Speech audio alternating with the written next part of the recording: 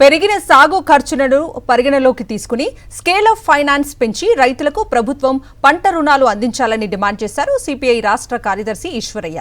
అన్నదాత సుఖీభవ పథకం కింద పెట్టుబడి సాయాన్ని 20,000 నుంచి 50,000 వరకు పెంచాలన్నారు.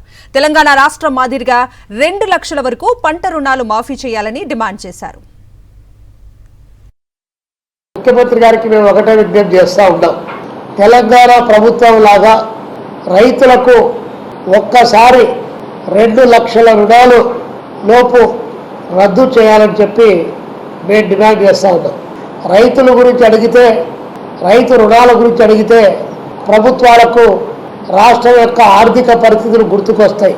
కానీ కార్పొరేట్లకు, పెద్ద పెద్ద వ్యాపార వాణిజ్యవేత్తలకు, గూగుల్ డేటా సెంటర్లకు, ఇలాంటి వాళ్లకు రాయితీలు ఇచ్చేటప్పుడు మాత్రం ఏమాత్రం కూడా కనిపించదు.